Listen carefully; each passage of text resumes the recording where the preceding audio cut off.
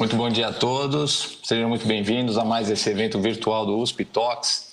Eu sou Ayrton Escobar, jornalista, repórter do Jornal da USP, e hoje a gente vai conversar sobre os impactos na saúde do isolamento social, tanto os impactos na saúde pública, na saúde coletiva, aí como uma estratégia de grande escala de enfrentamento dessa pandemia do novo coronavírus, e também os impactos na saúde individual, pessoal de cada um de nós, que estamos todos aí praticamente trancados dentro de casa há mais de 2 meses, e é natural, compreensível que todo mundo esteja muito ansioso de quando é que isso vai acabar e quando é que a gente vai poder voltar à nossa vida normal, retomar nossa rotina aí na medida do possível, desde que isso, claro, não coloque em risco a nossa própria saúde, a saúde das outras pessoas com quem a gente quer voltar a conviver.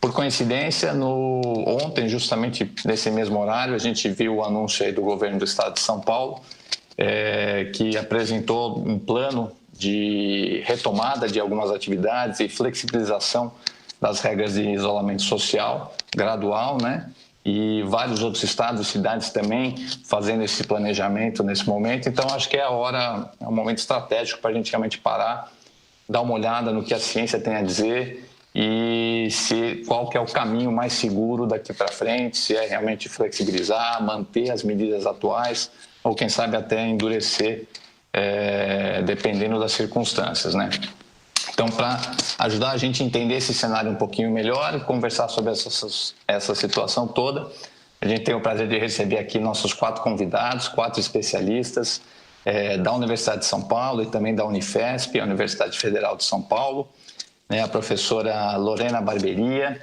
que é professora do Departamento de Ciência Política da FEFELESH, a Faculdade de Filosofia, Letras e Ciências Humanas da USP, o professor Paulo Prado, professor do Departamento de Ecologia do Instituto de Biociências da USP, o Dr. Daniel Barros, que é psiquiatra, professor colaborador do Departamento de Psiquiatria da Faculdade de Medicina da USP, e a professora Mônica Andersen, que é professora do Departamento de Psicobiologia da Unifesp, especialista em ciência do sono.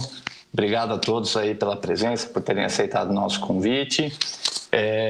Cada um dos nossos convidados vai falar durante 10 minutos e, na sequência, a gente vai ter um tempo aí de meia hora, 30, 40 minutos aberto para as perguntas do público que vocês podem enviar pelos canais, pelo YouTube ou pelo Facebook, e a nossa equipe de apoio do evento vai repassar essas perguntas para mim, para que eu possa encaminhá-las para os nossos palestrantes, tá? Antes de passar a palavra para eles, só um agradecimento aqui à Pró-Reitoria de Pesquisa da USP, também à Superintendência de Comunicação Social da USP, que são os órgãos dentro da universidade que apoiam e permitem que a gente realize esses eventos dos PITOCs, assim como várias outras iniciativas de comunicação entre a universidade, a comunidade acadêmica e a sociedade como um todo. E deixar um convite aqui também para que todo mundo que está nos assistindo entre no link e conheça a iniciativa USP Vida, que foi lançada recentemente para apoiar os esforços de pesquisa que estão acontecendo dentro da Universidade de São Paulo, porque apesar da gente estar aqui respeitando o isolamento, todo mundo participando virtualmente do evento, e apesar das aulas presenciais na universidade estarem suspensas desde março, as atividades de pesquisa não pararam em nenhum momento, pelo contrário, estão acontecendo de forma muito intensa, centenas de pesquisadores, de laboratórios trabalhando dentro da universidade para gerar o conhecimento, desenvolver as tecnologias e produzir as soluções e as propostas que para orientar a tomada de decisão do poder público nesse momento que a gente está vivendo, Então, para que a universidade tenha fôlego para manter esse esforço funcionando, porque a gente também não sabe até quando isso vai ser necessário, quando é que essa situação vai ser resolvida. Deixo o convite aí para quem quiser e puder colaborar, entrar. O link do USP Vida está na descrição do vídeo, aqui no YouTube, e junto com o link para uma reportagem do Jornal da USP, que dá um panorama completo de todos esses projetos que estão em andamento no momento dentro da universidade. E passo agora a palavra aqui para os nossos palestrantes, passar o microfone virtual, no nosso auditório virtual, primeiramente para a professora Lorena Lorena, obrigado pela presença. A professora Lorena Barberia é economista, cientista política, professora livre-docente do Departamento de Ciência Política da USP, pesquisadora principal do Núcleo de Estudos Comparados e Internacionais da Universidade de São Paulo e pesquisadora do Centro de Estudos em Política e Economia do Setor Público, CEPESP, da Fundação Getúlio Vargas, a FGV em São Paulo. Tá? E no contexto da pandemia, ela é coordenadora científica da Rede de Pesquisa Solidária, que é um grupo de pesquisadores que estão monitorando e analisando continuamente aí as políticas públicas no Brasil e no mundo com relação ao enfrentamento da Covid-19. Então, professora Helena, muito obrigado pela presença. O microfone está com a senhora agora. Ok, super obrigada ao USP Talks e Ayrton por participar desta mesa. Eu vou começar conversando um pouquinho, apresentando os resultados do trabalho que temos feito com meus alunos de iniciação, mestrado, doutorado, minha equipe de pesquisa, que tem procurado mensurar e está construindo indicadores para monitorar todos os diferentes indicadores de políticas públicas que estão sendo adotados pelos governos para responder à pandemia. Mas hoje eu vou focar nos indicadores que a gente está construindo para monitorar o que estamos chamando de isolamento social. E eu quero só começar destacando o que isso significa, o que isso representa, porque a gente usa esse nome. Então, na verdade, em inglês, por exemplo, se usa a terminologia distanciamento social e não isolamento. Por quê? Porque a gente entende que é um vírus que se transmite no ar e o que a gente precisa fazer neste momento são adotar medidas que elas ajudam a aumentar a distância física entre as pessoas. Essa é uma dos objetivos das medidas de isolamento, é aumentar a distância física para diminuir a transmissão viral. Existem outras práticas que eu não vou conversar tanto nos indicadores, porque os indicadores que nós estamos mapeando são sobre esse distanciamento físico, mas existem outras medidas que a gente também precisa monitorar como parte desse distanciamento ou isolamento, lavando as mãos, mantendo máscaras quando a gente está saindo, e mais importante, e algo que eu quero reforçar, pessoas que estão com sintomas ou pessoas que estiveram com pessoas que podem estar em contato, que tiveram contato com o vírus, também estar em um momento de não sair e expor outras pessoas, se estão com sintomas, não sair e frequentar outros ambientes públicos. Então, o que temos feito no nosso grupo é monitorar as políticas que têm sido adotadas nos estados brasileiros e nas capitais dos estados, para aumentar o distanciamento social. Isso tem a ver com fechar escolas, fechar comércios e serviços, fechar indústrias, as políticas que têm sido adotadas sobre aglomerações e sobre eventos privados. Então, com essas políticas, monitorando essas políticas, nós temos construído uma série de indicadores para procurar comparar, primeiro, e mostrar essa pergunta, como se compara o Brasil com outros estados, outras regiões administrativas no mundo. Então, eu só vou começar aqui mostrando um slide. Tenho 2 ou 3 figuras que eu quero só mostrar para ajudar a contextualizar. E a primeira que eu quero chamar a atenção é que quando a gente olha e compara o nível de o que vocês vão ver no eixo X é um indicador que vai de 0 a 100, que está nos sugerindo qual é o grau de rigidez dessas políticas em 5 casos, em 5 países: Brasil, Estados Unidos, Espanha, Itália e Argentina. E no lado, no eixo vertical, a gente está vendo o que a gente está chamando de adesão ao distanciamento social. Então, o que quer dizer isso? Os estados tanto os estados como os governos nacionais e municipais, eles estão introduzindo medidas. E o que a gente está colocando nesta figura é qual é a relação que existe entre o nível de rigidez dessas medidas e a resposta da população. Então, só primeiro para chamar a atenção e que nós estamos sempre procurando chamar a atenção. As medidas que tem adotado o Brasil, em geral, elas são medidas moderadas de distanciamento social. Não são equivalentes, com pouquíssimas exceções em alguns municípios. Não existem medidas, e as medidas que foram adotadas não são medidas como os casos que a gente tem visto em Wuhan, na China, em Espanha, em Itália, mesmo mais perto na Argentina.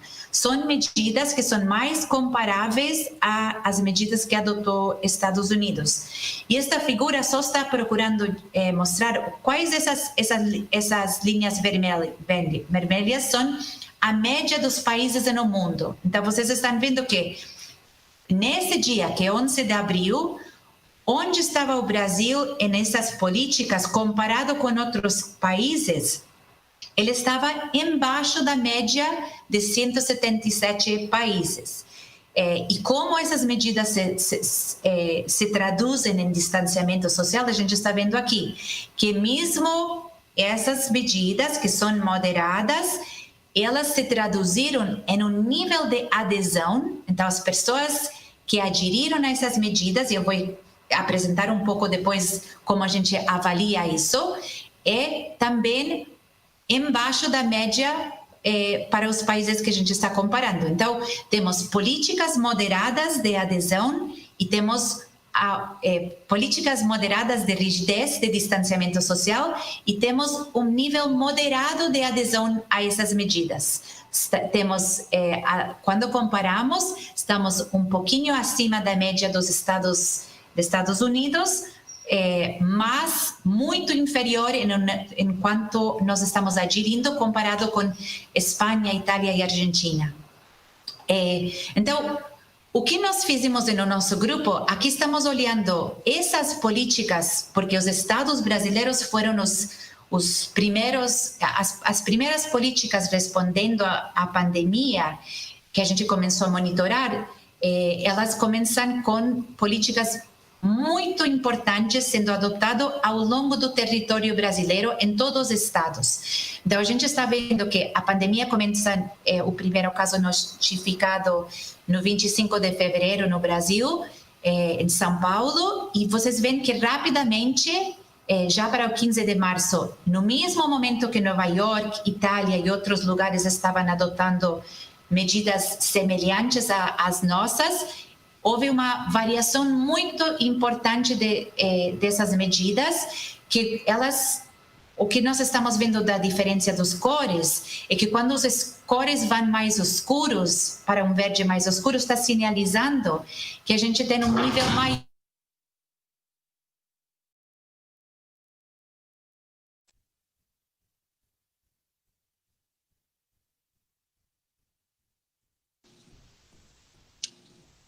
Oi, cortou? Oi. Só parece que caiu a conexão aqui da professora Lorena. Vamos tentar resolver. Professora Lorena, está online? Um problema muito tendo as mesmas políticas em todo o território. Como se compara se a gente olha dentro do mesmo lugar? Aqui estamos vendo o estado de São Paulo comparado com a prefeitura, a nossa cidade, São Paulo, a capital, e o estado. E o que vocês estão vendo é as capitais, em geral, também responderam e criaram políticas parecidas sobre distanciamento social no mesmo momento. Então, aqui estamos vendo que a cidade de São Paulo, ela acompanhou as medidas estaduais em quase instantaneamente essas mesmas medidas. Além de fazer esse monitoramento e nós avaliar um pouco essa questão da rigidez. Eu só quero fechar os meus comentários explicando esta questão do que eu conversei no início sobre a adesão. Então, uma forma que nós temos de mensurar a adesão, e não é a única, a gente precisa olhar a adesão com vários indicadores, tanto ao nível do indivíduo, como ao nível de comunidades, e neste caso a gente está olhando estados. Temos várias formas de nós inferir que as pessoas estão aderindo a essas medidas. Esta é uma medida que está dizendo quantas pessoas ficam em casa ao longo da pandemia, semanalmente olhando a média. Então, o que a gente está reparando neste gráfico? Se vocês reparam, lembrando que o que expliquei, as medidas são implantadas na semana do 15 de março, a gente vê quando fica mais escuro, isso nos está dizendo que mais pessoas permaneceram no mesmo lugar que estavam à noite durante o dia. E o que a gente está vendo é que essa adesão para as medidas que foram implantadas no meio de março, tivemos uma maior adesão em março e nas primeiras semanas de abril. Mas já rapidamente a gente vê que já para o final do abril caiu muito a adesão ou a permanência das pessoas em casa em grandes partes dos estados. Então, o que quer dizer isso? Isso quer dizer que quando a gente está vendo o cor mais clarinho, em alguns lugares o movimento é igual ao que era antes do início das medidas de rigidez, as medidas de distanciamento social. Então, a gente está vendo que a gente tem quase o mesmo nível de movimentação dentro do território desses estados do que existia antes das medidas. E isso a gente também vê com as viagens não essenciais. Então, quando a gente monitoreia qual é a porcentagem de pessoas que realizam viagens não essenciais, quer dizer, que estão frequentando lugares que não são postos de saúde ou para procurar supermercados, a gente também está vendo esse mesmo comportamento. Então, as medidas continuam sendo moderadas e implantadas até o dia de hoje, com muitas variações ao longo do tempo em vários estados flexibilizando e alguns estados introduzindo medidas mais rígidas, mas a população também tem um comportamento que não necessariamente está indicando adesão a essas medidas ao longo do tempo. Então, espero que esses comentários ajudem para nós abrir e começar a conversar. Obrigada. Muito obrigado, professora Lorena, por esse panorama.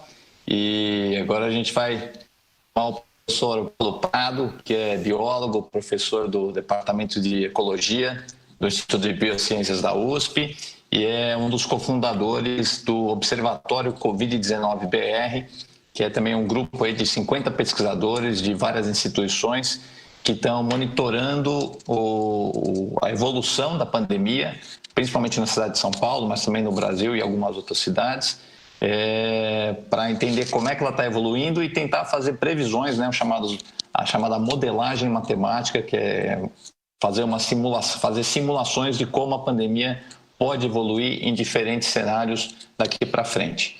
Então, vamos ver, dado esse cenário que a professora Lorena colocou, o que a gente pode esperar daqui para frente. Professor Paulo, por favor, a palavra está com o senhor agora.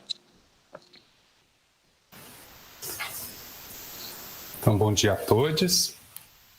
Muito obrigado por poder compartilhar aqui com vocês. Eu vou falar de cenários para essa situação gravíssima que a gente está vivendo hoje. A ciência costuma construir esses cenários com a ajuda de modelos, mas se a gente pensar um pouco, não é muito diferente do que todo mundo faz no dia a dia. Todo mundo usa modelos, imagina cenários o tempo todo, porque é da natureza humana pensar como é o futuro e se planejar para esse futuro. Então, vou dar um exemplo que todo mundo usa aqui, que é um mapa, né? Como esse que a gente hoje usa para planejar uma viagem quando a gente está com um GPS, né? Já foi de papel, hoje a gente usa mais um GPS no celular. Esse mapa é um modelo, né? Ele está lá no aplicativo, ele sintetiza as características importantes do problema que a gente quer resolver. Por exemplo, como eu faço a minha viagem. Aquele mapa, ele representa se a estrada é de pista simples, é de pista dupla, quantos pedágios tem em cada caminho, onde estão os postos de gasolina. E aí, usando esse modelo, a gente consegue imaginar cenários. Como seria a viagem indo para um caminho ou por outro? O modelo, então, nos ajuda a entender as consequências de diferentes situações ou cenários sem que a gente precise passar por essas situações. A gente antevê, né? Ele nos ajuda a pensar nessas situações sem precisar passar por elas. E os modelos que eu vou falar aqui não são mapas, e eles têm nos ajudado a não passar por situações mais difíceis ainda do que as que a gente já está vivendo. Esses são modelos matemáticos. E aí eu sei que matemática muitas vezes parece difícil de entender, mas eu acho que aqui não vai ser o caso, porque tem dois conceitos desses modelos que já estão sendo muito discutidos pela sociedade e que vocês já devem ter ouvido falar ou lido a respeito. São os conceitos do pico e do achatamento da curva, né? Assim que normalmente eles aparecem aí nas discussões, no debate público.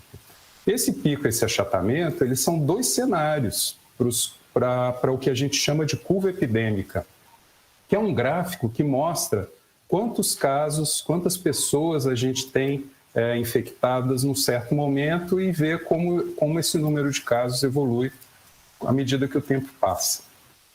Então, agora eu vou mostrar algumas figuras para explicar o tipo de modelo que esses cenários geram para chegar ao tal pico e ao tal achatamento. E principalmente mostrar para vocês como esses modelos podem nos ajudar a planejar o futuro para esses cenários. Vou compartilhar a minha tela aqui.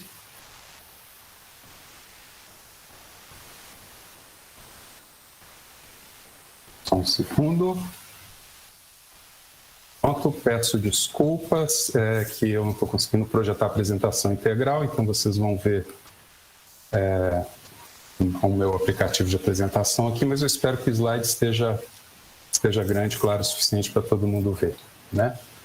Em primeiro lugar, como o Ayrton já apresentou, estou falando em nome do Observatório Covid-19-BR, que é um grupo de pesquisadores e pesquisadoras das ciências exatas, humanas e biológicas que trabalham voluntariamente para construir conhecimento que seja útil para a gente enfrentar a pandemia, né? O modelo matemático que eu vou apresentar aqui é construído por um grupo dentro do observatório, coordenado pelos professores Roberto Krenkel, da Unesp, e o professor Renato Coutinho, da UFABC, e que envolve um número muito grande de pessoas nesse trabalho, né? Uma equipe grande que desenvolve esse modelo.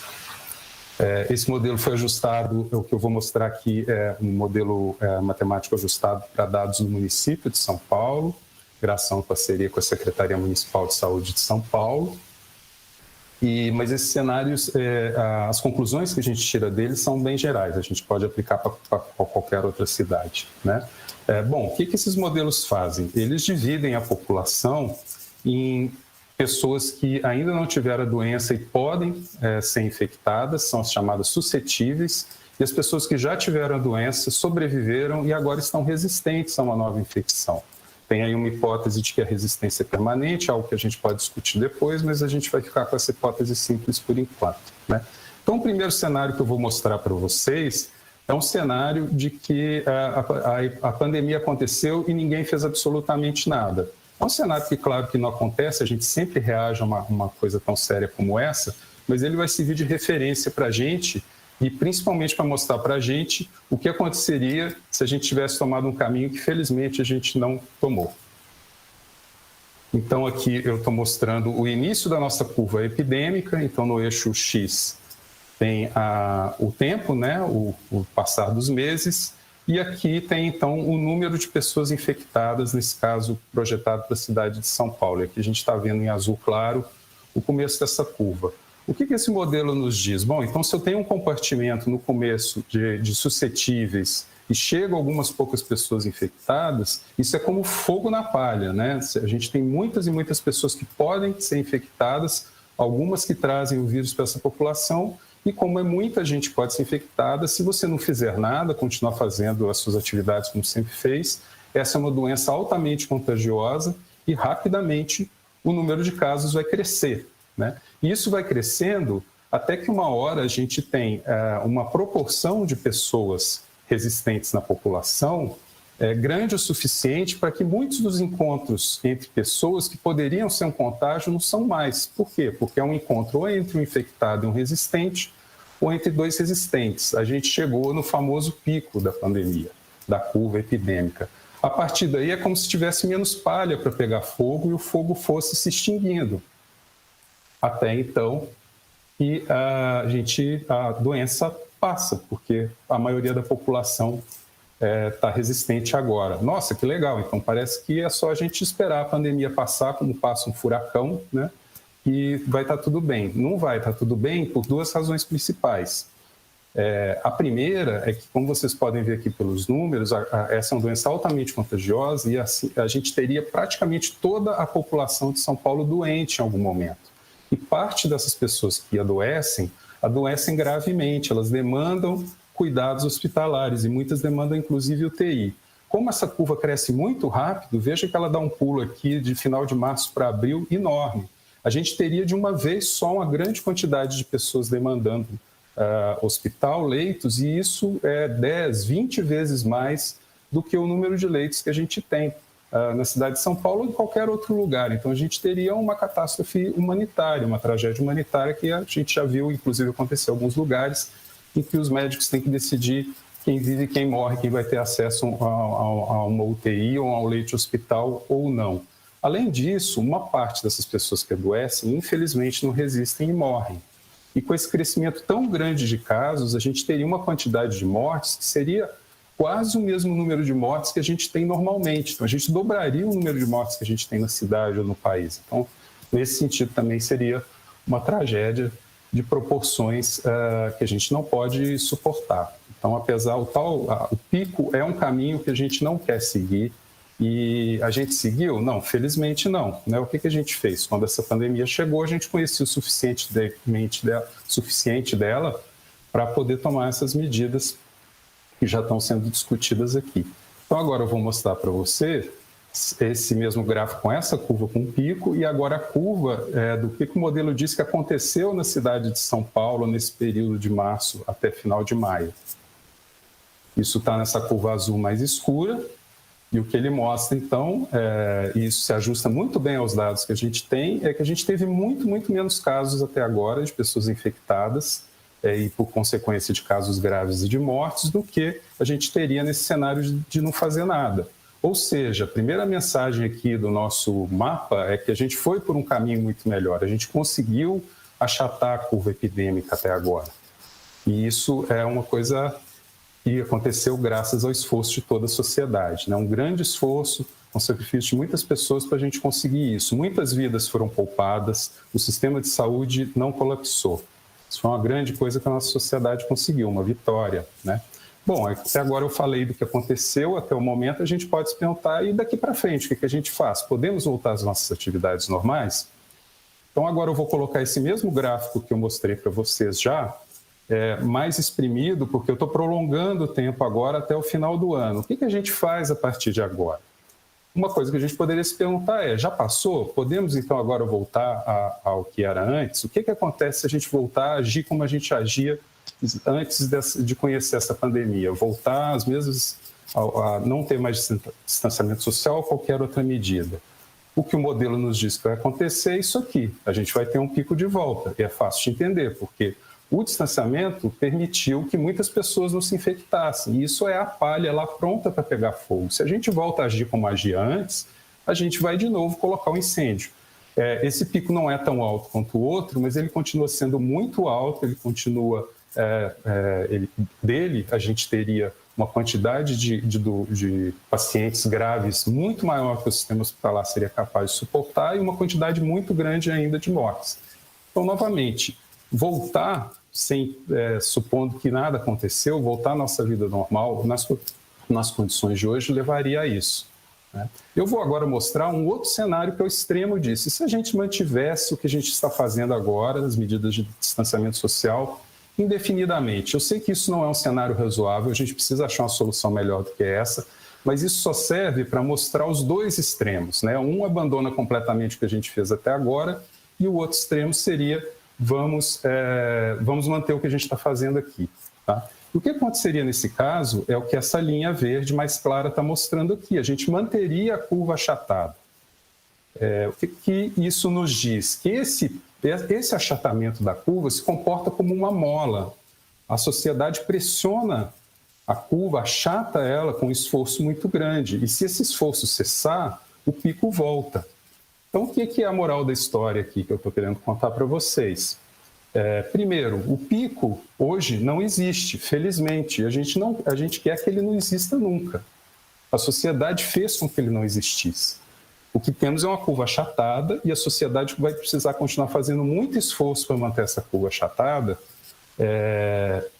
para manter a mola pressionada. Então, qualquer relaxamento de medidas que a gente queira considerar, tem que considerar não simplesmente deixar de fazer o que a gente está fazendo hoje, mas sim se perguntar o que a gente deve fazer para manter essa mola pressionada que substitua o esforço de hoje. A gente tem que pensar em medidas que substituam o esforço feito até hoje. Bom, eu espero que eu tenha ajudado vocês a ver como os modelos podem nos ajudar tanto a entender o que já aconteceu, como planejar melhor o cenário futuro. Obrigado pela atenção de vocês. Obrigado, Paulo. Ótima apresentação aí de traçar esses possíveis cenários futuros que a gente quer evitar. A gente quer evitar tanto o pico quanto um isolamento sem prazo para terminar, né? Acho que isso é que está angustiando muita gente. Mesmo quem... as pesquisas mostram que há um apoio da população ao isolamento, né? As medidas de distanciamento social como forma de controlar a pandemia. Mas mesmo quem concorda com esse distanciamento prefere não fazê-lo, né? Então acho que todo mundo está nessa angústia de pensar quanto tempo mais a gente vai ter que viver assim, quando é que as coisas vão voltar minimamente ao normal. E com isso eu passo a palavra aí para o nosso psiquiatra do grupo, o Dr. Daniel Barros, que é psiquiatra, médico psiquiatra e também filósofo, né, Daniel? Professor colaborador do Departamento de Psiquiatria da Faculdade de Medicina da USP, divulgador científico, aí, colunista no jornal Estadão, na revista Galileu, Rádio CBN, tem um canal no YouTube, enfim, dá uma contribuição muito bacana aí para divulgação da ciência nas redes sociais, na imprensa. E, Daniel, como é que a gente aguenta essa barra aí do isolamento sem prazo definido para acabar? Por favor. Excelente pergunta, Ayrton. É um prazer estar aqui no USP Talks. Agradeço o convite, agradeço participar desse debate aí que a gente vai fazer para entender um pouco melhor o que a gente pode fazer para seguir em frente. Eu queria começar com uma pergunta que eu acho que pode ajudar a gente a pensar um pouco sobre os impactos emocionais de tudo isso que a gente está passando. Queria perguntar para você o seguinte: o que você perdeu nessa pandemia? O que você perdeu nessa quarentena que você mais gostou de ter perdido? Uma pergunta contraintuitiva, né? A gente pensa muito nas coisas que a gente perdeu e se lamenta, nas coisas que a gente perdeu e não gostou de ter perdido, mas eu não sei você, mas particularmente eu, tem algumas coisas que eu perdi que eu dei graças a Deus. Tem reuniões que foram canceladas que eu achei bom, teve coisas que eu teria que entregar, que eu não vou ter que entregar, que eu me senti aliviado. E isso é importante, essa pergunta provocativa é importante para a gente entender qual é o papel das emoções na nossa vida e como a gente consegue entender as emoções que vêm à tona no meio dessa pandemia. A gente está num turbilhão de emoções e elas vêm todas à tona, todas ao mesmo tempo, mas elas têm um propósito. Essas emoções existem por uma razão e é importante a gente conhecer as razões dessas emoções para a gente poder lidar com elas. Eu costumo dizer que as emoções elas são mensageiras. As emoções elas trazem para nós informação, elas trazem para nós dados e transmitem esses dados para nós mesmos e para os outros de uma maneira muito rápida. O Seinfeld, que é o comediante americano, que ele brinca dizendo que a dor é informação chegando muito rápido ao cérebro. Ele diz assim: imagina que você está andando e dá uma topada com o dedão no pé da cama. Aquela dor que você sente é uma lacuna de informação que está sendo preenchida pela dor de forma imediata. A dor é isso, a dor é informação correndo. E as emoções que a gente sente, particularmente as emoções negativas, elas também são exatamente isso. Então hoje nós estamos num momento em que a gente tem emoções negativas acontecendo. A gente tem tristeza, a gente tem medo, a gente tem raiva, a gente tem preocupação, angústia, tudo isso nos cercando. E aí eu digo o seguinte, se você está angustiado, se você está preocupado, se você está ansioso, se você anda triste, você está normal. Essa é uma primeira lição que a gente precisa tirar dessa pandemia. Quem está muito tranquilo, quem está totalmente de boa na lagoa, quem está sossegado, como se nada tivesse acontecendo, não caiu a ficha, né? Desculpa eu dar essa notícia, mas tem uma pandemia acontecendo, tem um monte de coisa, muitos fatores para nos preocupar, que eu acho que a pessoa não percebeu ainda, não se ligou. Não que a gente não possa, no mesmo momento, sentir emoções positivas e emoções negativas. E é por isso que eu comecei com aquela pergunta, do que foi que você perdeu, que você gostou? A gente perde coisas e se lamenta, a gente fica triste com as coisas que a gente perde que eram importantes para nós. As coisas que a gente não gostaria de perder, as coisas que a gente nem tinha percebido como ia sentir falta e agora está sentindo. Então, a tristeza, ela sinaliza para nós a importância das coisas, o valor daquilo que a gente tem. E a gente sente essa tristeza no meio da pandemia. A gente perde pessoas, a gente perde oportunidades, a gente perde possibilidades, emprego, a gente perde um monte de coisa. E a gente se lamenta, e a gente fala, puxa, que pena, ou que desgraça, ou que tragédia, ou que dor perder alguém. Perder algo. E a perda que é acompanhada de dor mostra o valor daquilo que se perdeu. Então esse é um momento que a gente pode prestar atenção na nossa tristeza, prestar atenção naquilo que a gente está sentindo, porque isso vai mostrar para nós o que realmente tem valor para a gente. Aquilo que você perdeu e se aliviou, às vezes é uma obrigação que você tinha, às vezes é uma obrigação que você se impôs e de repente você não precisa mais fazer. Você fala, nossa, que bom que eu estou livre daquilo. E isso mostra que a vida que a gente vinha vivendo não era exatamente a vida que a gente gostaria de viver. Lógico, tem coisas que a gente faz porque tem que fazer, enfim, tem coisas que a gente não tem como abrir mão, mas tem muitas das nossas obrigações e da nossa agenda que não corresponde à nossa lista de prioridades que fica revelada pela dor que a gente sente nesse momento. Eu costumo dizer que o luto é um amargo remédio. O luto ele é amargo porque ele é a tristeza mostrando para nós que algo acabou definitivamente. Não tem mais jeito, ponto final, não tem volta, acabou. 100% de chance de você não ter mais aquilo. Isso é o luto, então ele é amargo. Mas ele é um remédio, porque se é de fato o fim daquela linha, se acabou aquela oportunidade, ou se aquela pessoa se foi, ou se aquilo foi para não voltar mais, é importante que a gente reconheça que acabou para a gente poder seguir em frente. Hoje a gente não fala mais em superação do luto, mas a gente fala muito mais em seguir vivendo apesar de, né? Em lidar com a situação. Você não supera como se aquilo não tivesse acontecido, mas você segue em frente apesar de. Você se reconfigura na sua vida, levando em conta aquela perda e seguindo em frente. Isso é o mais importante e isso é o aspecto terapêutico desse remédio tão amargo que é o luto. E a mesma coisa serve para outras emoções, né? A ansiedade, por exemplo, que nós estamos sentindo. Eu fiz recentemente, ainda essa semana, uma palestra numa empresa e que a empresa encomendou uma pesquisa ali com os funcionários antes do nosso encontro sobre estresse, sobre ansiedade. E aí tinha lá a resposta, 90%, 89% para ser mais preciso, 89% dos trabalhadores ali estavam se sentindo mais ansiosos que o normal. Aí eu brinquei, né? 89% está se sentindo mais ansioso do que o normal e os outros 11% não entenderam a pergunta ou mentiram, porque todos nós estamos sentindo uma tensão no ar. E é interessante que a gente sempre pergunta, nossa, como é que eu posso manter a minha sanidade nessa quarentena? Como é que eu posso não surtar nesse isolamento? E o isolamento, por si só, ele não é um fator de adoecimento quando a pessoa não é infectada. o que a gente sabe de dados de outras epidemias, é que quando a pessoa ela é infectada e fica isolada, isso tem realmente um maior risco de ela desenvolver quadros ansiosos, quadros até de estresse pós-traumático, né? Que é aquele que a pessoa fica pensando ali que vai morrer ou lembrando daquela situação em que ela esteve em risco de morte. Mas o isolamento por si só não.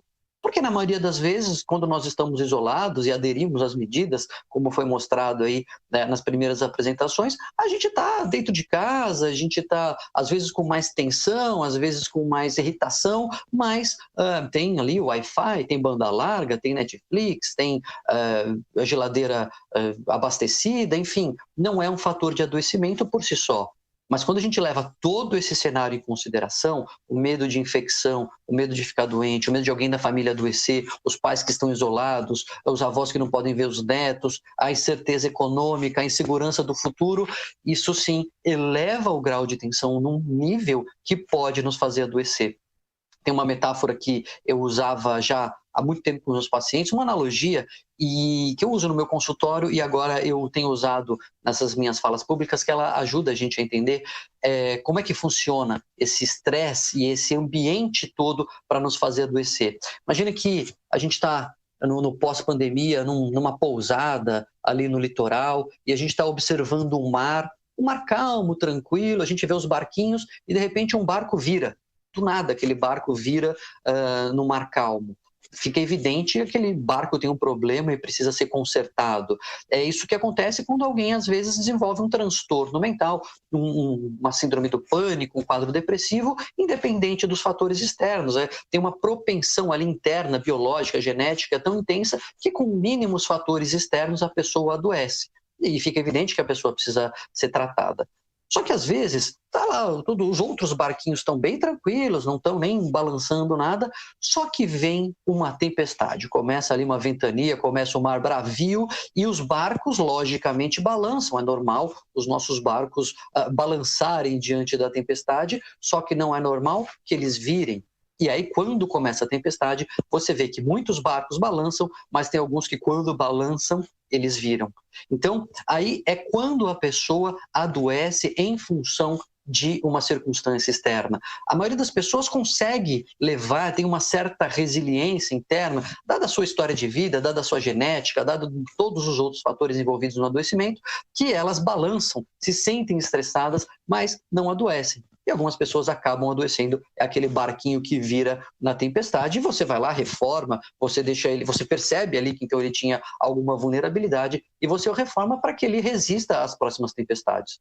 Só que quando vem a pandemia, aí é um furacão, né? Aí é um furacão inédito, com tornado, com borrasca, enfim, com qualquer outro nome meteorológico que a gente diga, e aí todos os barcos balançam e balançam muito, e é por isso que todos nós estamos nos sentindo mais angustiados, mais tensos, mais preocupados, porque nosso barco está balançando. Agora, ainda assim, muitos não vão virar.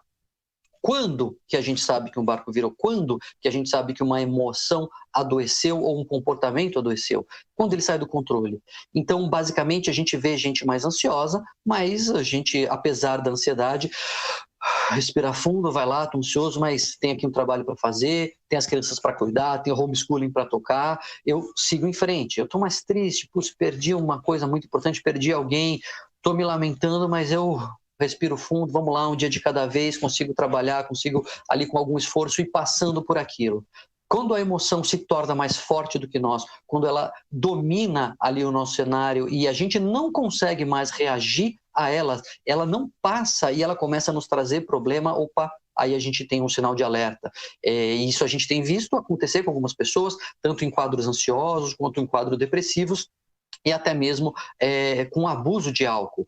É difícil que uma pessoa que não bebia comece a beber agora, mas pessoas que já tinham uma certa propensão têm mais intensidade agora de consumo de álcool, às vezes até para aplacar um pouco essa angústia, aplacar um pouco essa ansiedade.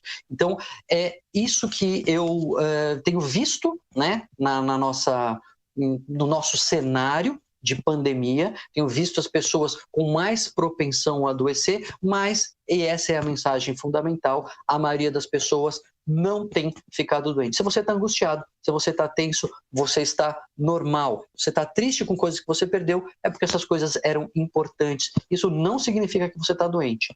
Perdeu o controle, a emoção dominou você, aí isso pode ser um sinal de alerta, vale a pena procurar ajuda. Eu sempre digo, é melhor procurar e não precisar do que precisar e não procurar.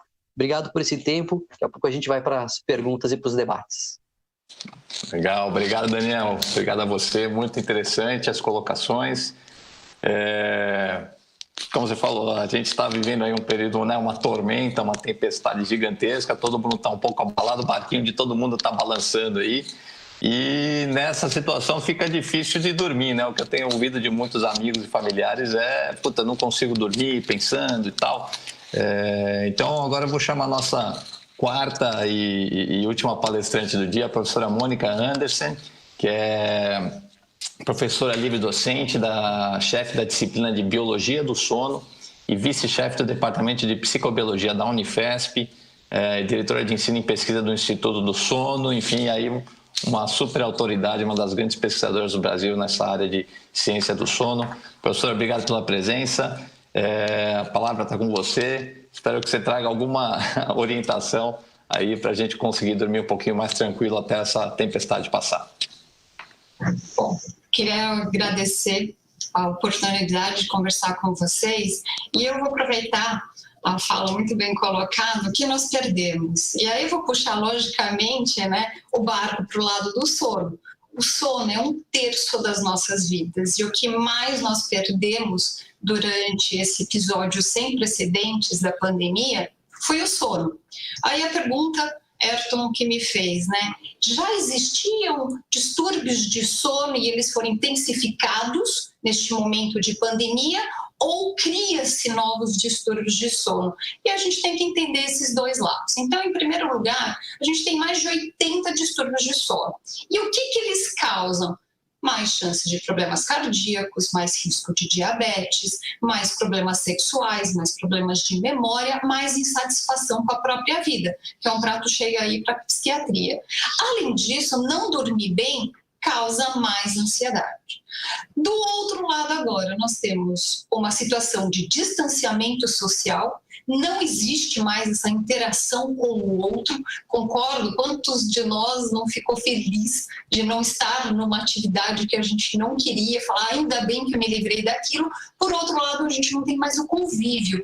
E essa relação entre as pessoas na sociedade, ainda que queixada no passado, ela faria nossa vida ainda mais amistosa.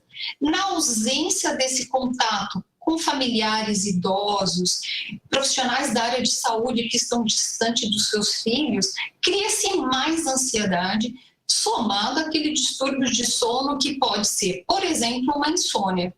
Aí foi comentado muito bem sobre o consumo de álcool. O álcool já leva a um problema de sono, que é, por exemplo, a supressão do sono REM, da fase dos sonhos. O que a gente pode entender? Então, numa pandemia que eu tenho mais ansiedade, mais propensão a problemas de sono e ainda faz o consumo de álcool, eu vou ter mais problemas de sono que vai agravar a minha ansiedade. E aí a gente tem que entender também o lado B da moeda, né? Que são pessoas que já tinham problemas de sono, elas já eram tratadas e nessa situação elas estão procurando mais especialistas de sono. Porque a pessoa tinha, por exemplo, uma apneia obstrutiva do sono, aquelas pausas respiratórias que acontecem frequentemente durante a noite em algumas pessoas. Quantas são essas? Um trabalho do Instituto do Sono mostrou que 33% da população de São Paulo tem apneia obstrutiva do sono. Essas pessoas podem fazer uso de uma máscara para forçar uma entrada de ar, essas pessoas respirarem melhor. Numa situação de pandemia, de um vírus muito contagioso, tem que se tomar cuidado com essa via respiratória e essas pessoas têm que fazer um uso mais adequado desse aparelho respiratório. E para aquelas que não se tratam, elas são mais um grupo de risco que a gente tem, porque elas não respiram bem, não respirar bem durante a noite, que é 1/3 das nossas vidas, pode favorecer uma queda do sistema imunológico, que é uma outra consequência de não se dormir bem.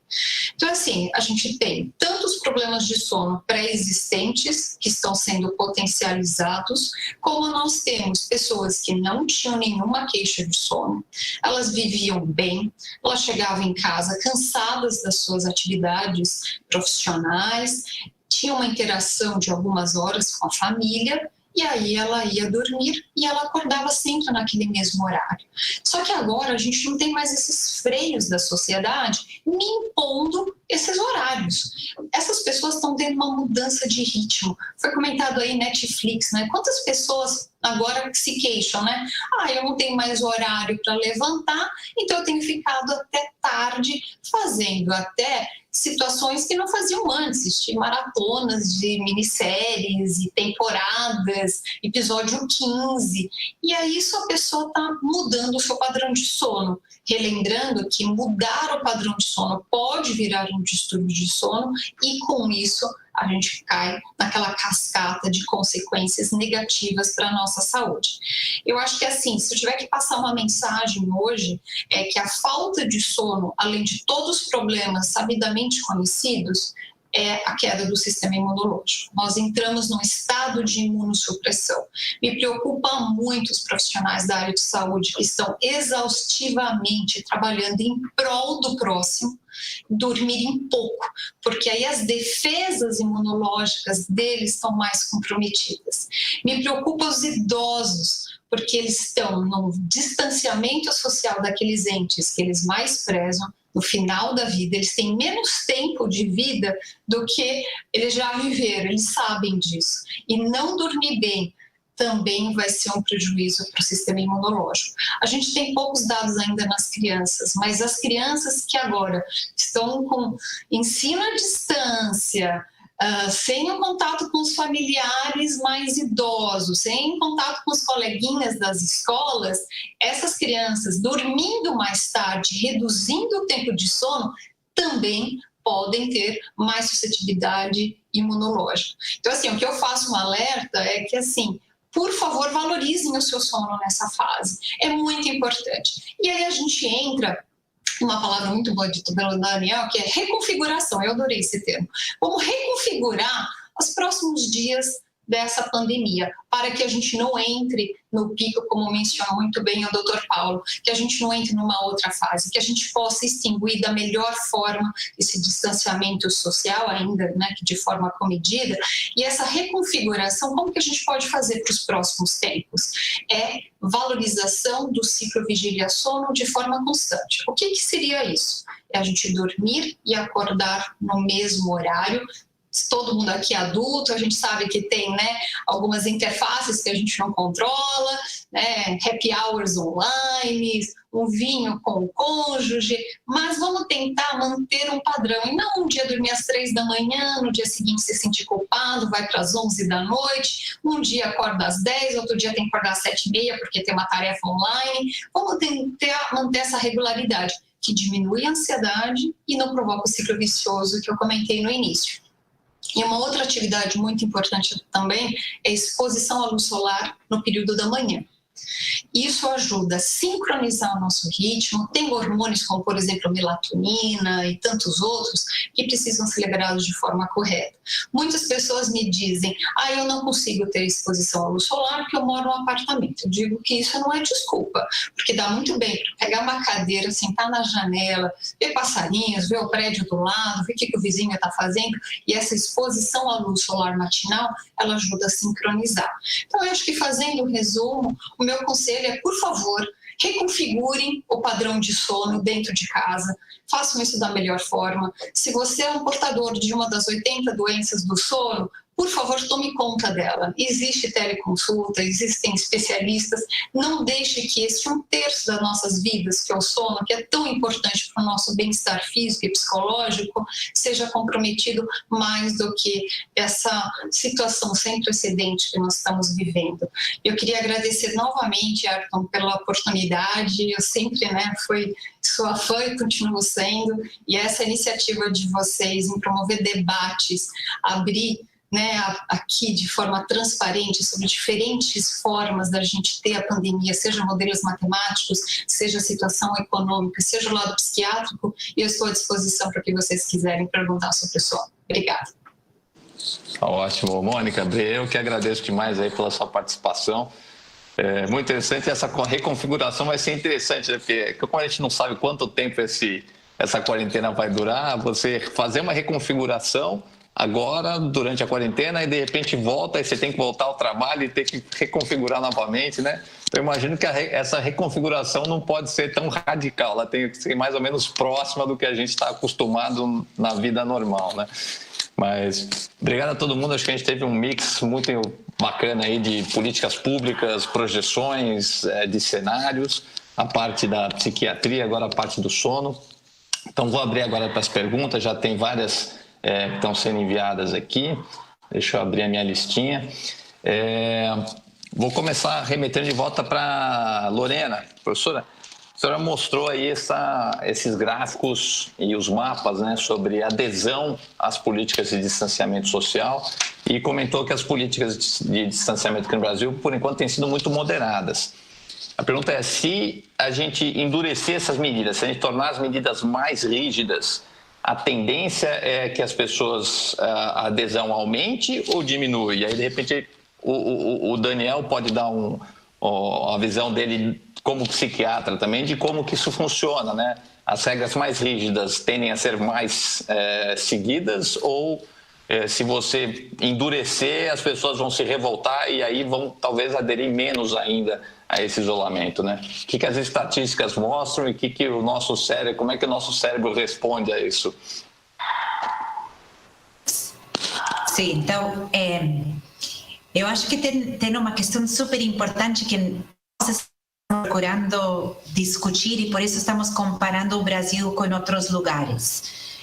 Porque a experiência, a gente precisa aprender dos outros lugares que também lidaram muito mais cedo com a pandemia ou tem diferentes contextos e a gente precisa entender o que está acontecendo no Brasil dentro desse panorama.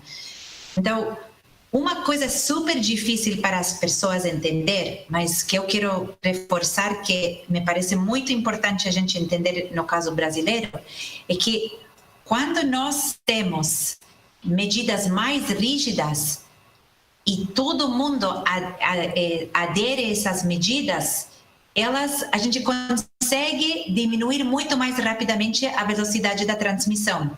Então, uma questão que é importante as pessoas entender quando a gente está discutindo o caso brasileiro, fizemos um grande sacrifício, é verdade, mas toda a sociedade não fez o mesmo esforço e os dados mostram isso. Então, os dados que eu estou mostrando são os dados de mobilidade, que a gente está monitorando os celulares. Então, a gente tem evidência para dizer, não, mesmo que parece que fizemos um esforço, o problema que temos é que dentro de nossa sociedade, toda a sociedade, ela não fez o mesmo esforço.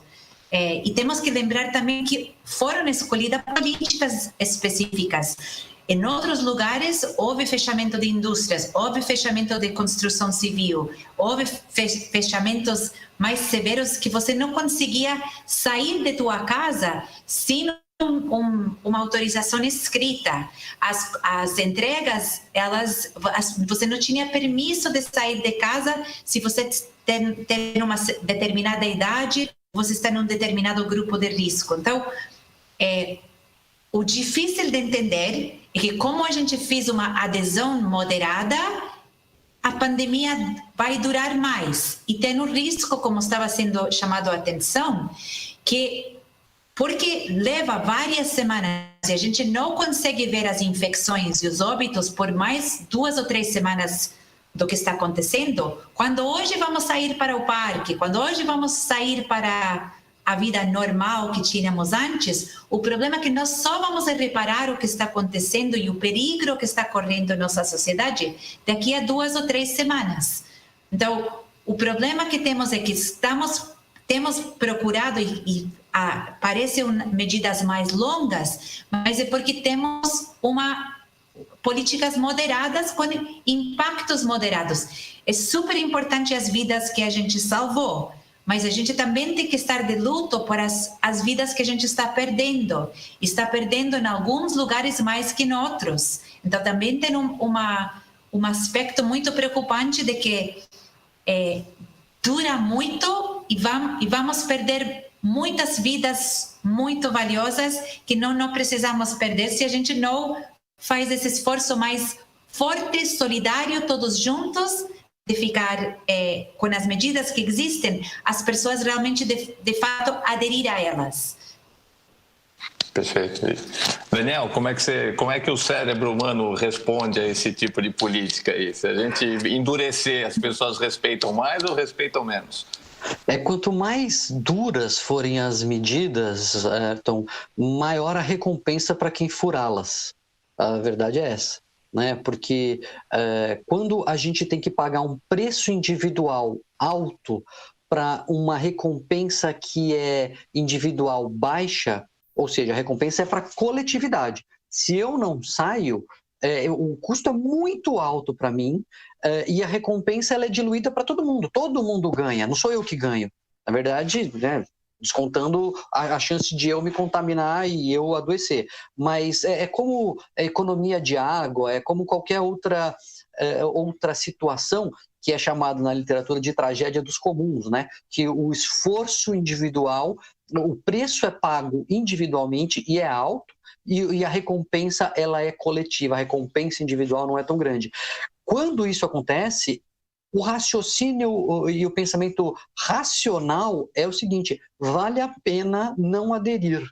Vale a pena não aderir por quê? Porque se só eu não aderir, como a minha contribuição para o todo ela é pequena, se só eu furar a quarentena e ninguém mais furar a quarentena, tá tudo bem, né? Tá todo mundo na sua casa e só eu saio, não acontece nada com a pandemia. Beleza, só que todo mundo pensa assim, e aí todo mundo sai e acaba com a situação que a gente está vendo, a tragédia no sentido de um comportamento inevitável. Então, isso só funciona se for imposto e fiscalizado, enfim, se for de alguma maneira de cima para baixo. Não dá para contar com o raciocínio das pessoas, até porque o raciocínio ele leva para esse sentido de furar mesmo a quarentena, não economizar água e não deixar de poluir, etc.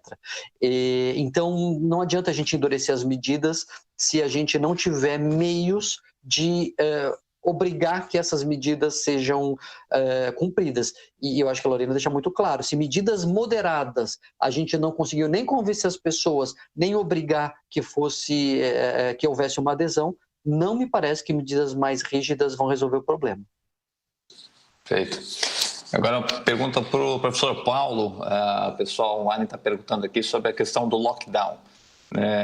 Tem como a gente dizer se um lockdown, que seria, vamos dizer, o modelo mais rígido de distanciamento social, se ele tivesse sido implementado já, né, como seria a curva, e se ele for implementado agora, como é que isso modificaria aí os cenários, o que a gente pode prever? Nessa questão que o Daniel e a Lorena colocaram de vidas salvas, né? Como a adesão, como as políticas foram moderadas e a adesão foi baixa, como o senhor mostrou, a gente achatou a curva, mas talvez poderia ter achatado muito mais. Poderíamos ter salvado mais vidas ainda ou evitado mortes. Quais são os cenários aí? Como é que a gente pode fazer da efetividade dessas medidas até agora? E como é que um lockdown entraria nessa equação aí daqui para frente? Certo, Ayrton. Bom, o que a gente já vê é que a gente conseguiu segurar a mola, né? E não chegar numa situação extrema como de pico, mas onde que a gente está hoje? Numa situação em que a gente não tem um aumento de casos, mas a gente também não tem uma redução, a gente está tendo muitos casos por dia. Então a gente está longe de estar numa situação boa, né? A gente simplesmente conseguiu segurar a primeira onda, vamos dizer assim, né? Um lockdown certamente achataria mais ainda a curva, mas ele é uma medida extrema para você conseguir chegar a um número de casos pequeno o suficiente para pensar em outras alternativas. Por exemplo, quando você tem um número de casos pequeno, bem pequeno, muito menor do que a gente tem hoje, por exemplo, na cidade de São Paulo, seria possível você partir para medidas de vigilância de saúde bem intensivas, acompanhadas de testagem, porque se você tem poucos casos, você consegue rastreá-los, você consegue descobrir que pessoas estão doentes, testá-las antes mesmo do teste, que demora um pouco, orientá-las a permanecer isoladas, e aí você faz um isolamento muito mais seletivo. Então, esse é um dos muitos exemplos que estão sendo pensados de como a gente consegue substituir o isolamento aplicado a todo mundo, o distanciamento aplicado a todo mundo, que vamos dizer é um método de força bruta, quando a gente tem um número de casos muito grande, por medidas mais, com alvos mais definidos. Então, o papel do lockdown, no momento, eu diria que é importante sim, porque a gente entrou agora num grande platô de um número de casos grande, um número de óbitos grande também ainda, muito acima da normalidade, e um lockdown poderia ser a medida, se bem pensada, para conseguir chegar a esse número mais baixo de casos, para fazer uma saída que não ponha a perder tudo que a gente fez até agora. Quer dizer, a situação ela é muito melhor do que ela poderia ser, ou menos ruim do que ela poderia ser, mas está longe de ser uma situação confortável, né? Acho que essa que talvez seja a mensagem principal aí. Obrigado, Paulo. Agora pergunta para a professora Mônica, o pessoal online está perguntando sobre o papel da atividade física, né? Acho que uma das coisas que mais leva as pessoas a vamos dizer, violar o isolamento, o distanciamento, é essa necessidade de se exercitar, né? Aqui onde eu moro tem uma pista, uma ciclovia que está sempre cheia de gente correndo. Então, qual que é o papel da atividade física no sentido de ser um alívio, né, de combater essa ansiedade, essa depressão, enfim, esses sentimentos negativos que o Daniel abordou aí, que todo mundo está sentindo nesse momento, e talvez do ponto de vista mais de saúde pública também, até que ponto essas atividades feitas ao ar livre pioram o cenário da transmissão do vírus ou não, né? Acho que se eu sair correndo sozinho, se eu estiver fazendo uma corrida aqui no bairro, na calçada, não vou estar passando vírus para ninguém, nem me expondo, né? O que a gente pode dizer com relação a isso? A atividade física ela é extremamente favorável para um sono de melhor qualidade. Numa situação que nós estamos no distanciamento social e isolamento dentro de um apartamento, vamos imaginar aqui 75 metros quadrados, com 2 crianças, mais um cachorro, mais a sogra que mora junto, fica muito difícil desse corpo entrar em exercício. Eu gostei muito que eu assisti outro dia no noticiário, um pai que fez uma maratona dentro de casa e o filho fez a narração, foi o locutor. Quer dizer, promoveram a distância por meio do uso da tecnologia, é uma atividade que foi favorável para o filho se aproximar mais do pai e o pai se exercitar. Eu vi também um ciclista que instalou na sala dele uma bicicleta e fez essa atividade física. Estamos falando de situações extremas, mas para nós, né, seres mortais aqui, que fazíamos atividade física regular antes, dá para a gente fazer isso dentro de casa também, mesmo no apartamento, quer dizer, usar a cadeira, usar a cama de apoio, pegar as crianças, fazer um levantamento de peso. Por quê? Isso nos ajuda a ter um desgaste físico e a gente promover a liberação de algumas substâncias, por exemplo, a endorfina, que me dá um bem-estar, abaixa o meu hormônio de estresse, que é o cortisol, favorecendo um sono de qualidade. Idealmente, fazer isso de manhã ou de tarde, não às vésperas de ir para a cama. Agora, eu gostei também do que o Daniel comentou, não, desculpa, foi o Paulo, que assim, eu sinto que eu andar no meu bairro não me causa problema, porque eu não vou prejudicar a sociedade por uma caminhada de 25 minutos. Só que todas as pessoas fazem isso. Por exemplo, no meu bairro eu vejo centenas de pessoas andando mais do que antes. E tem estudos, né, até do Japão, mostrando que 2 metros é o suficiente de transmissão de gotículas de suor e tudo mais. Quer dizer, eu acho que passear com o meu cachorro não é um problema, mas toda a sociedade está fazendo essas saídas, ainda que mais controladas, um distanciamento maior. Mas a gente tem que tomar a ideia do conjunto, do coletivo, para a gente não ter essa tragédia coletiva. E em relação ao sono, sim, por favor, façam essa atividade física, que não dá, acho que nem para chamar de exercício em casa, mas tentar fazer isso nos 4 paredes e não nos parques, nas ruas, para a gente respeitar e poder sair logo dessa situação. Tá certo, tá bom. Tudo isso que foi colocado, vou perguntar aqui para a professora Lorena e para o professor Paulo. Está muito recente, né? O plano foi anunciado ontem, como eu disse, faz 24 horas exatamente aqui.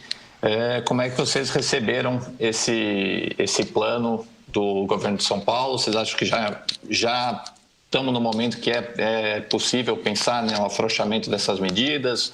Como é que vocês estão vendo esse plano que foi apresentado? Bom, eu não tive tempo para estudar ele a fundo ainda, mas o que me parece? Parece que é super importante entender que temos conflitos e temos nível de desacordo. Neste momento não temos um consenso. Mesmo Ayrton falou que tem pesquisas de opinião pública que mostram que tem uma grande parcela da população que até apoia isolamento, mas a gente precisa também lembrar que não existem parcelas muito grandes da população que essas parcelas estão não apoiam as políticas e que também tem uma questão de pressão econômica, da questão de que a atividade econômica precisa voltar. Então, me parece que ao longo da pandemia, o governo sempre do estado de São Paulo tem enfatizado que os critérios que precisam nortear a decisão sobre as políticas que vão ser implantadas são os critérios epidemiológicos. Quando a gente sabe o nível de infecção que tem em diferentes localidades, quando a gente olha o número de UTIs e respiradores, temos capacidade hospitalar para atender essas pessoas. A outra pergunta, os números de óbitos, e que a gente está e tem evidência muito forte apontando que temos uma subnotificação elevada em várias regiões do Brasil. Então a gente precisa estar preocupado porque o governo está sendo pressionado para abrir, mas em um contexto de altas incerteza e onde a gente sabe que estamos ainda em um momento muito grave da pandemia. Então, eu preciso estudar melhor o projeto, mas me parece que o que me surpreendeu mais foi que foi colocado o município de São Paulo com um cor mais laranja do que o litoral. Isso me pareceu uma questão onde a gente precisa entender um pouco melhor.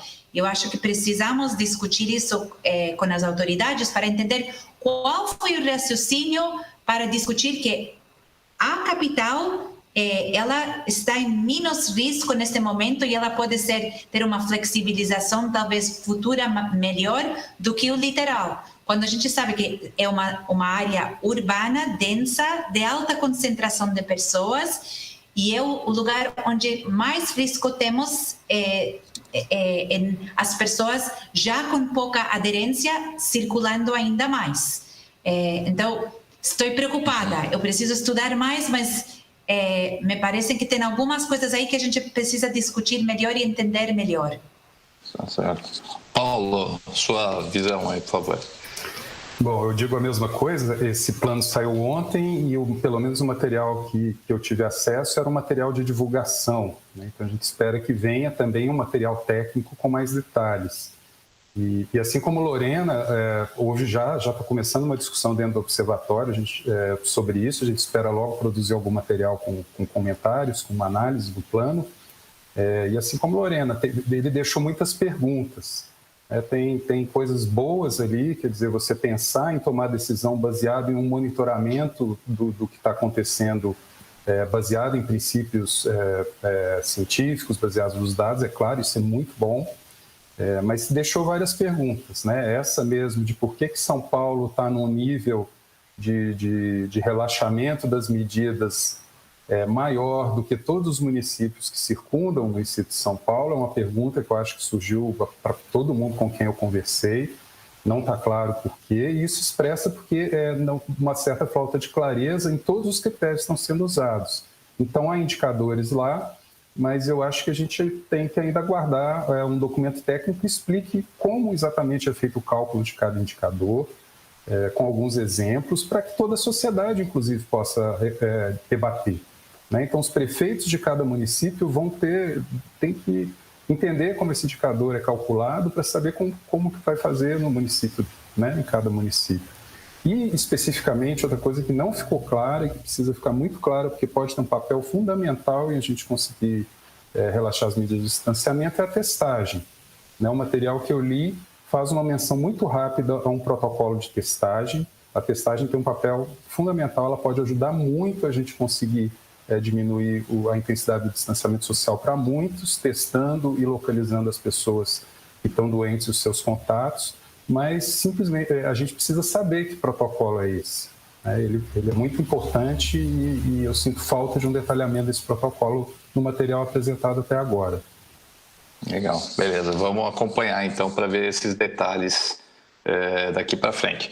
E jogar uma pergunta de novo para o Daniel, sem querer ser pessimista, mas como a gente não tem um deadline definido aí, se essas medidas de distanciamento forem mantidas, né, por mais um longo período, não sei, mais 1, 2 meses, enfim, vai chegar um limite que as pessoas realmente não vão aguentar mais e você vai ter, talvez, além da epidemia, além da pandemia do vírus, você vai ter também um problema grave de saúde pública, de problemas de saúde mental.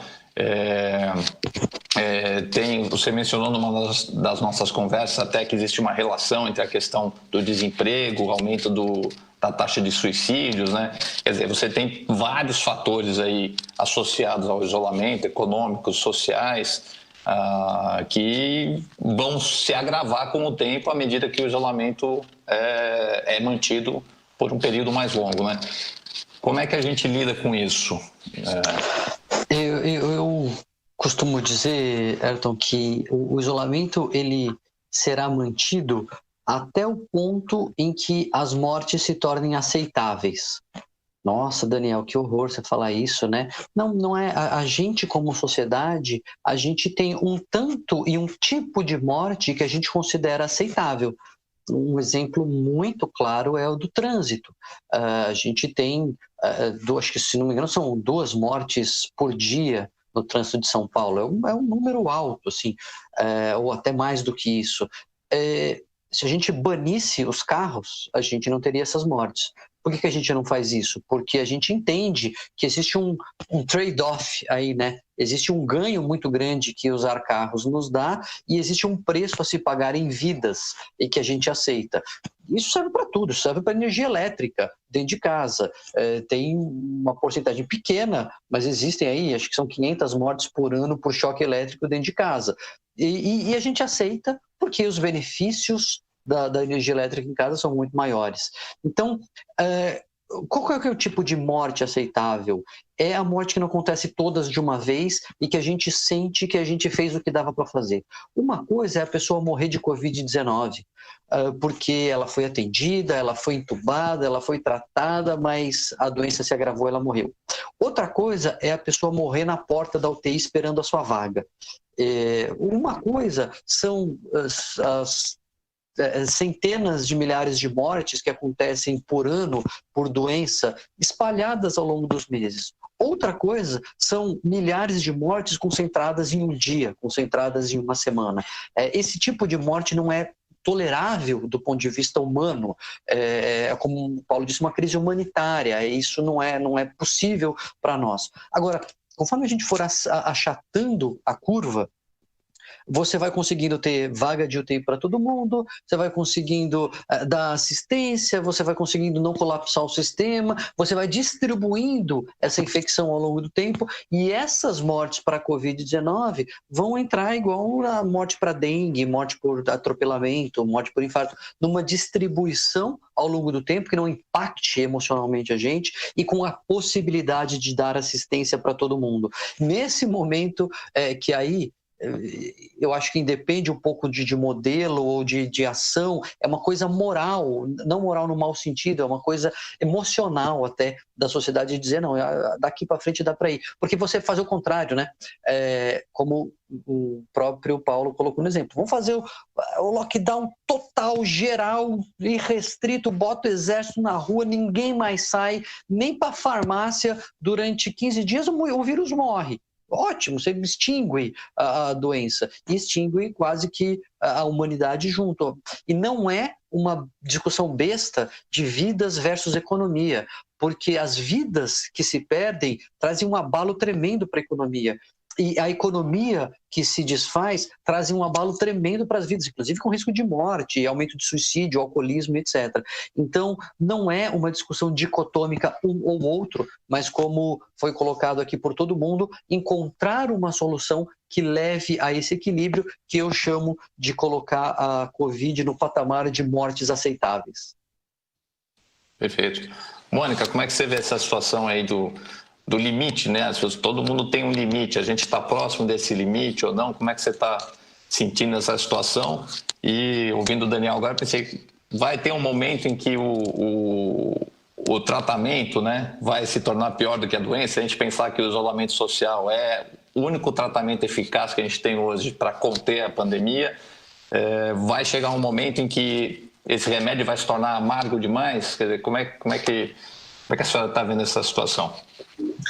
Eu acho que eu vou voltar à palavra do Daniel de reconfiguração. Eu acho que o que me cabe é falar do sono e somando o que foi dito e debatido aqui, se a gente conseguir passar por essas diferentes fases de distanciamento social que nós tivemos, né? Uma colega outro dia me mencionou comigo que a primeira fase ela ficou obcecada pela limpeza do apartamento, a segunda fase em cuidar dos filhos, a terceira fase fazer pão. Quer dizer, se a gente passar por todas essas fases e isso continuar, eu acho que realmente fica muito difícil manter a sanidade mental para a gente conseguir sair disso numa situação mais favorável para conviver em sociedade de novo.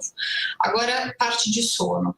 Ayrton, você disse como que nós vamos voltar um dia e o sono. Quanto mais próximo, eu concordo com você, de tentar fazer o sono, padrão, ciclo, vigília, sono, similar ao que era no passado.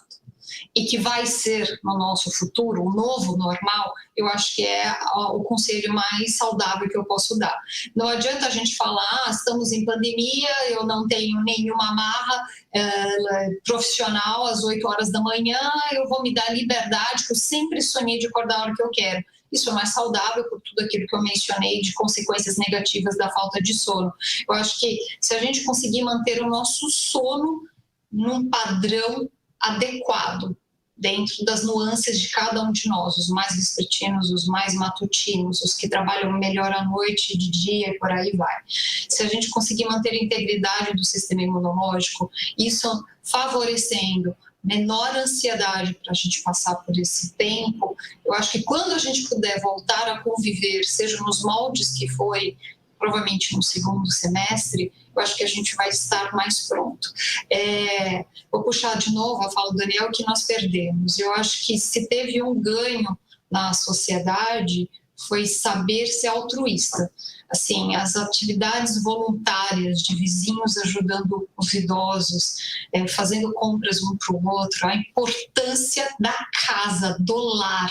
Até muitos prédios comerciais estão com dificuldade de se manter, porque antes todo mundo pensava em só sair de casa para trabalhar. A gente sonhava um dia ter 24 horas para ficar em casa, arrumando o escritório, arrumando a casa, e de repente nós estamos com esse tempo e a gente não quer fazer organização doméstica. Eu acho que se a gente conseguir manter a sanidade mental, um padrão de sono que favorece uma imunologia mais forte, acho que a gente vai voltar a conviver em sociedade e, felizmente, eu espero que seja próximo. Legal. E só um detalhe, acho que destacar que não é apenas a quantidade de horas que você dorme, mas o horário que você pode dormir 8 horas, da meia-noite às 8 da manhã ou das 10 às 6, né? Isso influencia também, não só o número de horas, mas os horários em que você se deita e acorda. Corretíssimo, Ayrton. Perfeito. Bom, gente, nosso tempo está chegando ao final aqui, temos só mais 3 minutos, então queria usar esse tempo para agradecer, foi muito interessante. Não sei se a gente ajudou as pessoas a dormir melhor ou pior daqui para frente com as informações que foram colocadas, né? A situação realmente ainda é bastante preocupante, mas acho que ter informações e ter uma visão do cenário, das coisas, do que pode vir a acontecer ou não e como lidar com esse cenário, espero que seja útil para todo mundo. E deixo aqui já o convite também para o próximo Hospitox. A gente vai confirmar a data e anunciar aí nas nossas redes, mas a gente vai falar de novo de isolamento social, só que dessa vez focando nos impactos sociais e econômicos. Tá? Teve algumas perguntas que chegaram aqui da internet, mais voltadas para esse lado do impacto social e econômico, então eu deixei elas guardadas aqui para o nosso próximo evento. Então, convido todos que estão assistindo e aos nossos palestrantes também para estarem presentes aqui para acompanhar esse debate. Então, obrigado, Mônica, obrigado, Paulo, Daniel, Lorena, foi muito interessante e até a próxima. Obrigado a todos que estão nos assistindo e até o próximo Hospitox. Ok, obrigada. Obrigado. Obrigado. Obrigada pelo convite. Valeu, gente. Um abraço.